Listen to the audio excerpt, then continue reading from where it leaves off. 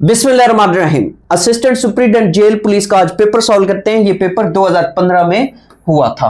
अब सबसे पहला क्वेश्चन है, पाकिस्तान परचेज्ड गवादर फ्रॉम मस्कत, या आपको ओमान कहेगा, इन विच ईयर। तो ये पाकिस्तान ने 1958 में परचेज किया था। कब किया था? अगर मंथ की बात करें तो सितंबर में परचेज किया था। उस टाइम पाकिस्तान के प्राइम मिनिस्टर कौन थे? तो पाकिस्तान के प्राइम मिनिस्टर मलिक फिरोज खान नून थे। मलिक फिरोज खान नून थे। अब क्वेश्चन ये बनता है कि ये कौन से नंबर के प्राइम मिनिस्टर थे? तो ये 7th नंबर के प्राइम मिनिस्टर थे। और इनकी पार्टी के बारे में भी क्वेश्चन एग्जाम के अंदर पूछता है कि इनकी पार्टी का क्या नाम है। तो इनकी जो पार्टी है वो रिपब्लिकन पार्टी थी, रिपब्लिकन पार्टी। अब जरा बात करते हैं इसी गवादर की। तो ये जो गवादर है ये 174 साल ओमान के कब्जे में रहा था, या ओमान के पास रहा था। कब्जे में नहीं कह सकते, पास रहा था। कब तक? 174 साल। 174 साल ओमान के पास रहा था। अब सी पैक की अगर बात करें तो सी पैक भी यहां तक क्या हो रहा है, उसकी कंस्ट्रक्शन जारी है। ये अभी फुली ऑपरेशनल नहीं हुआ। फुली ऑपरेशनल ये आने वाले सालों में होगा। फिर इसी तरीके से क्वेश्चन ये याद रखिएगा, अगर इस मैप से हम देखें तो यहां पे ये क्या है, ये इस साइड पे ईरान है, इस साइड पे क्या है, इस साइड पे ईरान है। तो ईरान की एक बंदरगाह है, ईरान की एक बंदरगाह है, उसका नाम है चाबहार। उसका नाम क्या है? उसका नाम है चाबहार। चाबहार, ये चाबहार जो है ये ईरान की सी पोर्ट है, ईरान की बंदरगाह है। जो पाकिस्तान के दुश्मन है इंडिया, इंडिया क्या कर रहा है? इंडिया इस गवादर को नाकाम बनाने के लिए इस चाबहार पे इन्वेस्टमेंट कर रहा है। इस चाबहार पे कौन इन्वेस्टमेंट कर रहा है? इंडिया इन्वेस्टमेंट कर रहा है। इस सी पोर्ट के ऊपर इंडिया अच्छी खासी इन्वेस्टमेंट कर रहा है ताकि गवादर को नाकाम बनाया जा सके। और फिर याद रखिएगा कि ये जो चाबहार है, ये चाबहार असल में ईरान की बंदरगाह है। अब बाज दफा यहां पे क्वेश्चन ये भी बनता है कि गवादर के बाद पाकिस्तान के एक और सी पोर्ट है, बंदरगाह यहां पे, वो कौन सी है? वो है जीवानी। जीवानी, ये क्वेश्चन भी एग्जाम के अंदर वो पूछ रहा होता है कि पाकिस्तान की कौन सी जो पोर्ट है, कौन सी सी पोर्ट है या पोर्ट है जो कि चाबहार के करीब है, तो वो जीवानी है। ये जीवानी भी कहां है? ये जीवानी भी बलूचिस्तान के अंदर है। ये जीवानी भी कहां है? ये जीवानी भी बलूचिस्तान में है। नेक्स्ट क्वेश्चन की बात करते हैं। नेक्स्ट क्वेश्चन हमारे पास है, the youngest Nobel prize laureate Malala Yousafzai won Nobel peace prize for the year. तो इन्हें कब दिया गया? इन्हें 2014 में दिया गया। अब ये पीस प्राइज था, ये भी क्वेश्चन याद रखिएगा। मलाला यूसुफजई को जो नोबेल प्राइज दिया गया वो पीस कैटेगरी के अंदर दिया गया। अब यहां पे फिर क्वेश्चन याद रखिएगा, ये सेकंड पाकिस्तानी है जिसको नोबेल प्राइज दिया गया। सेकंड पाकिस्तानी है जिसको नोबेल प्राइज दिया गया। अब जरा बात करते हैं, मलाला का जो नोबेल प्राइज था ये शेयर्ड में था। शेयर्ड से क्या मुराद है? यही नोबेल प्राइज एक और शख्स को भी इनके साथ दिया गया, तो उसको हम कहते हैं शेयर्ड में। तो ये जो नोबेल प्राइज था ये किसके साथ दिया गया? ये एक कैलाश सत्यार्थी, ये एक इंडियन सोशल वर्कर है, इंडियन है। इनको भी उसी टाइम नोबेल प्राइज दिया गया था। पीस कैटेगरी का जो 2014 का नोबेल प्राइज है वो मलाला यूसुफजई और कैलाश सत्यार्थी को दिया गया। अब जरा बात करते हैं मलाला यूसुफजई के बारे में। मलाला यूसुफजई के बारे में क्वेश्चंस क्या बनते हैं? सबसे पहला क्वेश्चन ये बनता है, ये पैदा कब हुई? तो ये जुलाई 1997 को पैदा हुई। कहां पैदा हुई? मिंगोड़ा सवात में पैदा हुई। मिंगोड़ा सवात में पैदा हुई। अब होता क्या है? होता यह है कि अक्टूबर 2012 में इनके ऊपर तालिबान हमला करते हैं। अब रीजन क्या है, क्यों तालिबान ने हमला किया? असल में सवात जो था उस पे तालिबानों का कब्जा था। पाकिस्तान मिलिट्री ने यहां पे सवात में 2 मरतबा इन तालिबानों के खिलाफ ऑपरेशन भी किया है। और फिर होता यह है कि तालिबान जो थे वो फीमेल एजुकेशन के खिलाफ थे। अब मलाला यूसुफजई चूंकि फीमेल हैं तो मलाला यूसुफजई को उन्होंने पैगाम पहुंचाया कि आपने तालीम नहीं लेनी, आप तालीम हासिल नहीं कर सकती। तो मलाला यूसुफजई उनकी बात नहीं मानती। तो फिर अक्टूबर 2012 को ये स्कूल से वापस आ रही होती है तो तालिबान वाले इनकी गाड़ी पे अटैक करते हैं तो ये शदीद जख्मी होती हैं। फिर इनको CMH पेशावर में इब्तदाई तिब्बी इमदाद दी गई, फिर इनको बरतानिया शिफ्ट कर दिया गया। अब जरा बात करते हैं जब इन के ऊपर अटैक हुआ तो ये डेट आपने याद रखनी है। और जब इनको नोबेल प्राइज दिया गया तो उस टाइम इसकी उम्र जो थी वो 17 साल थी। कितनी साल थी? 17 साल थी। अब जरा बात करते हैं मलाला यूसुफजई की। मलाला यूसुफजई के बारे में फिर क्वेश्चन ये बनता है कि एक तो याद रखिएगा कि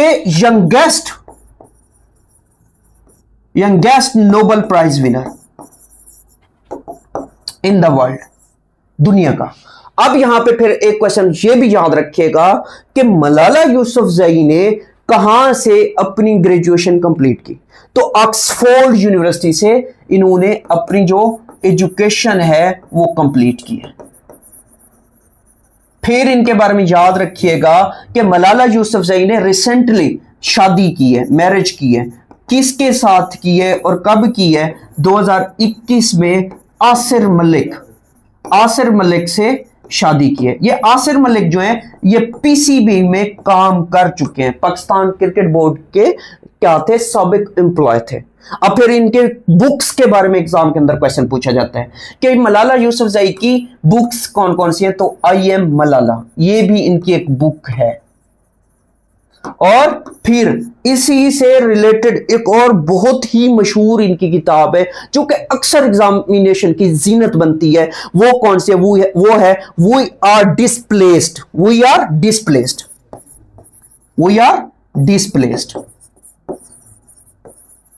नेक्स्ट क्वेश्चन हमारे पास है international committee of the red cross was founded by. तो ये किसने की थी? ये हेनरी डुनेंट ने की थी। किसने की थी? हेनरी डुनेंट ने की थी। अब इसका हेडक्वार्टर कहां है? इसका जो हेडक्वार्टर है वो जनीवा स्विट्जरलैंड में। कहां है? स्विट्जरलैंड। कहां है? स्विट्जरलैंड। जनीवा स्विट्जरलैंड में इसका हेडक्वार्टर है। पहली बात। अब ये बनाई कब गई थी? क्वेश्चन ये आता है ये बनाई कब गई थी? तो 1863 में बनाई थी। 1863 में बनाई थी। इसका मोटो क्या है? इसके मोटो की जब बात करते हैं, जो मोटो मतलब इसका मकसद क्या है? अब इसके मकसद की अगर बात करें तो याद रखिएगा कि ये जो लफ्ज है ये और लैंग्वेज में, लेकिन इंग्लिश में जो इसका मीनिंग बनता है वो क्या बनता है? चैरिटी इन वार। चैरिटी इन वार। अब चैरिटी डिफरेंट टाइप्स की हो सकती है। ब्लड की सूरत में हो सकती है, कपड़ों की सूरत में हो सकती है, पैसों की सूरत में हो सकती है। मतलब चैरिटी जो है वो डिफरेंट तरह से हो सकती है। खाने पीने की के मामले में अगर बात करें तो वो भी चैरिटी में आप शामिल कर सकते हैं। फिर इसी तरीके से जब इसी रेड क्रॉस की बात करते हैं, तो रेड क्रॉस को 3 नोबेल प्राइज दिए जा चुके हैं। कितने नोबेल प्राइज? 3 नोबेल प्राइज दिए जा चुके हैं। और कौन सी कैटेगरी में? पीस कैटेगरी के अंदर। कौन सी कैटेगरी में? पीस कैटेगरी के अंदर। अब क्वेश्चन ये बनता है कि कब इसको ये नोबेल पीस प्राइज दिए गए। तो याद रखिएगा जब वर्ल्ड वॉर 1 होती है तो उस टाइम इसको एक नोबेल प्राइज दिया गया। फिर वर्ल्ड वॉर 2 के टाइम इसको नोबेल प्राइज दिया गया। कब? पहला इसको जो नोबेल प्राइज दिया गया 1917 में दिया गया, जब वर्ल्ड वॉर 1 हो रही थी। 1917 में इसको पहला नोबेल प्राइज दिया गया। फिर इसको दूसरा नोबेल प्राइज जो है वो 1944 में दिया गया।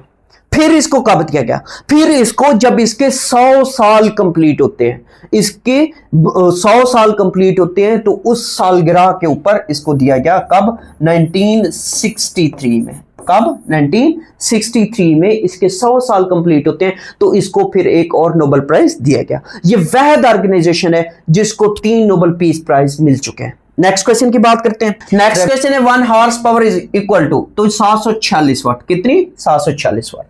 नेक्स्ट क्वेश्चन है doctor Abdul Salam won the Nobel prize for the subject of physics. इन्होंने फिजिक्स में नोबेल प्राइज हासिल किया था। कब किया था? 1979 में। ये फर्स्ट पाकिस्तानी है जिन्हें नोबेल प्राइज दिया गया। अब क्वेश्चन ये बनता है कि अब्दुल सलाम जो है ये कहां पैदा हुए? तो ये झंग में पैदा हुए, झंग में पैदा हुए थे। इनकी एक और डिग्री मैथमेटिक्स की भी इनकी डिग्री थी, मैथमेटिक्स में भी इनकी डिग्री थी। फिर याद रखिएगा कि इनको निशाने इम्तियाज दिया गया जब इनको नोबेल प्राइज से, याद रखिएगा, याद करने का ट्रिक बता रहा हूं, उसी साल 1979 में इन्हें निशाने पाकिस्तान भी दिया गया। फिर इसी तरीके से याद रखिएगा कि पाकिस्तान ने जो स्पार्को बनाई थी, Sparco, space and upper atmosphere research commission जो था, स्पार्को 1961 में पाकिस्तान ने ये बनाई थी। और याद रखिएगा ये इसके हेड थे, चेयरमैन थे। तो ये भी क्वेश्चन एग्जाम के अंदर पूछा जाता है। नेक्स्ट क्वेश्चन की बात करते हैं। नेक्स्ट क्वेश्चन है which of the following is used in pencils as lubricant, as lubricant. तो लुब्रिकेंट कौन सा यूज होता है? ग्रेफाइट होता है, ग्रेफाइट जो है ये कार्बन की एक फॉर्म है। और नेक्स्ट क्वेश्चन है कौन सा शायर बच्चों की हैसियत से मशहूर है? तो ये इस्माइल मिल्टी इसका राइट ऑप्शन बनता है। नेक्स्ट क्वेश्चन है day of deliverance was observed on. तो ये 22 दिसंबर 1939 को मनाया गया था। किसने मनाया? ये मुसलमानों ने मनाया था। क्यों? क्योंकि कांग्रेस जो थी ना, कांग्रेस वो मुसलमानों पे जुल्म सितम करती थी। कांग्रेस ने हुकूमत बनाई हुई थी, मिनिस्ट्रीज बनाई हुई थी। तो कांग्रेस उनसे क्या करती है? मिनिस्ट्रीज से इस्तीफा देती है, मिनिस्ट्रीज से क्या करती है? रिजाइन करती है। तो इनका ये जो रेजिग्नेशंस थे या जो इन्होंने रिजाइन किया था वो एक्सेप्ट हो जाता है। जब एक्सेप्ट हो जाता है तो मुसलमानों को सुख का सांस मिलता है। तो फिर इस वजह से मुसलमान क्या करते हैं? मुसलमान डे ऑफ डिलीवरेंस बनाते हैं। किसके कहने पे? कैदे आजम साहब के कहने पे। तो ये मोस्ट इंपॉर्टेंट क्वेश्चन है। फिर इसी तरीके से नेक्स्ट क्वेश्चन की बात करते हैं। रेगुलर क्लासेस ज्वाइन करने के लिए नीचे दिए गए व्हाट्सएप नंबर पर रब्ता कर सकते हैं। व्हेन ज़कात बिकम ऑब्लिगेटरी, तो ये 2 हिजरी में फर्ज हुई थी। क्या हुई थी? 2 हिजरी में फर्ज हुई थी। मसारफ ज़कात का जिक्र आता है कि मसारफ ज़कात कितने हैं? मसारफ ज़कात से मुराद जिनको ज़कात दी जा सकती है तो वो 8 है, 8। इनका जो जिक्र है वो सूरत तौबा के अंदर है। किसमें? सूरत तौबा में। नेक्स्ट क्वेश्चन है insulin is produced by which organ of the body. तो ये पंक्रियास है। पंक्रियास क्या करते हैं? इंसुलिन प्रोड्यूस करता है। और नेक्स्ट क्वेश्चन है electric current is measured by. तो इलेक्ट्रिक करंट जो है एमीटर से मेजर किया जाता है। अब यहां पे क्वेश्चन ये आता है कि इसका सिस्टम इंटरनेशनल यूनिट कौन सा है इलेक्ट्रिक करंट का? तो एम्पेयर है, एम्पेयर। तो एम्पेयर भी याद रखिएगा, एम्पेयर जो है वो इसका क्या है? इसका सिस्टम इंटरनेशनल यूनिट है। फिर इसी तरीके से नेक्स्ट क्वेश्चन की बात करते हैं। अल्लामा इकबाल की पहली उर्दू नज़म कौन सी है? तो वो हमाला है। हमाला, हमाला कहां है? कहां, किस में है? बांगे दरा में। हमाला किस किताब में? बांगे दरा में। अब ये बांगे दरा कब लिखी गई या पब्लिश की गई, इस तरह का एक क्वेश्चन आता है तो वो 1924 है। वो कौन सा है? वो 1924 है। नेक्स्ट क्वेश्चन है चलते हो तो चीन को चलिए किसकी तसनीफ है? इब्ने इंशा की है। किसकी है? इब्ने इंशा की है। नेक्स्ट क्वेश्चन की बात करते हैं। नेक्स्ट क्वेश्चन है it has great lust. Lust के साथ हमेशा प्रीपोजिशन क्या आती है? फॉर आती है। Lust for wealth. और नेक्स्ट क्वेश्चन है Landi Kotal is the famous town of which agency. तो ये खैबर एजेंसी का था। ये क्या है? खैबर एजेंसी में है लैंडिकोतल। अब ये एजेंसी की जब बात करते हैं, असल में ये फाटा रीजन कहलाया करता था। फाटा रीजन कहलाया करता था। फाटा की जब हम बात करते हैं तो इसमें 7 एजेंसीज थी। कितनी एजेंसीज थी? 7 एजेंसीज थी। फाटा जो है अब वो केपीके में मर्ज हो गया। फाटा जो है वो अब केपीके में मर्ज हो गया। नेक्स्ट क्वेश्चन है the secretary general of OIC Iyad Ameen Madani belongs to Saudi Arabia. हाँ ताल्लुक रखता है? सऊदी अरेबिया से ताल्लुक रखता है। और याद रखिएगा ये फर्स्ट सेक्रेटरी जनरल था जो कि सऊदिया से था। जो कहां से था? जो सऊदिया से था। जो कहां से था? जो सऊदिया से था। तो ये भी क्वेश्चन एग्जाम के अंदर वो पूछ लेता है। अब जब इसकी हम बात करते हैं ये कब से कब तक था? ये 2014 से लेके 2016 तक। 2014 से 2016 तक। अब फिर इसी तरीके से करंट जो है, करंट कौन है? करंट जो है वो हसीन इब्राहिम ताहा है। करंट कौन है? करंट हसीन इब्राहिम ताहा है। और इनके बारे में फिर याद रखिएगा कौन से नंबर का है, ये 12वें नंबर का है, 12वें नंबर का है। और फिर ये जो सेक्रेटरी जनरल होते हैं ना, सेक्रेटरी जनरल किसका, ओआईसी का, ये कितने साल के लिए मुंतखब होता है, ये 5 साल के लिए इसका ओहदा होता है। कितने साल के लिए होता है, 5 साल के लिए इनका ओहदा होता है। अब क्वेश्चन ये भी याद कर लो कि हसीन इब्राहिम ता किस मुल्क से इसका ताल्लुक है, किस मुल्क से इसका ताल्लुक है, ये आप ऐसे समझिए आपके असाइनमेंट है, आप खुद इसको देख लेना। फिर नेक्स्ट क्वेश्चन की बात करते हैं। नेक्स्ट क्वेश्चन है who pioneered the modern nursing. Modern nursing जो है वो फ्लोरेंस नाइटिंगेल है, और इनका ताल्लुक जो है वो कहां से था, वो इटली से था, इटली से। नेक्स्ट क्वेश्चन है which synthetic fibre is known as artificial silk. Artificial silk जो है वो रेयान को कहा जाता है। नेक्स्ट क्वेश्चन की बात करते हैं। नेक्स्ट क्वेश्चन है which of the following gas is lighter than air. तो ये हाइड्रोजन है, हाइड्रोजन। एयर जो होते हैं ना, ये मिक्सचर होता है, मिक्सचर। इसमें क्या होते हैं, इसमें मल्टीपल गैसेस क्या होती है, इंक्लूड होती है, तो इस वजह से हाइड्रोजन जो है वो लाइटर है एयर से। नेक्स्ट क्वेश्चन है which form of phosphorus is used in safety match. अब ये जो माचिस होती है ना, माचिस की जो तीलियां होती हैं, तो उसमें अगर आप देखें ना, तो आपके पास क्या होता है, रेड कलर की जो मटेरियल, रेड कलर का जो मटेरियल होता है वो रेड फास्फोरस होता है। नेक्स्ट क्वेश्चन है the element present in largest amount in rocks and minerals. Rocks और मिनरल्स में जो लार्जेस्ट अमाउंट है वो सिलिकॉन की होती है। किसकी होती है, सिलिकॉन की होती है। नेक्स्ट क्वेश्चन है सिनोनिम ऑफ नेबुलस। नेबुलस मतलब क्या इसका मतलब बनता है, इसका मतलब बनता है मुबहम, जो क्लियर ना हो, जो क्लियर ना हो, तो इसका अनक्लियर राइट ऑप्शन बनता है। नेक्स्ट क्वेश्चन है which country suffered the maximum in world war II। तो वो जापान था, यानी कि जापान का सबसे ज्यादा नुकसान हुआ था सेकेंड वर्ल्ड वॉर के टाइम। तो क्यों, इस वजह से क्योंकि अमेरिका ने इसके ऊपर बम गिराए थे, हिरोशिमा और नागासाकी पे क्या गिराए थे, बम गिराए थे। नेक्स्ट क्वेश्चन की बात करते हैं। नेक्स्ट क्वेश्चन है the Hindus had launched Swadeshi movement to boycott English made goods in the wake of. ये पार्टीशन ऑफ बंगाल थी। पार्टीशन ऑफ बंगाल कब हुई, 1905 में हुई।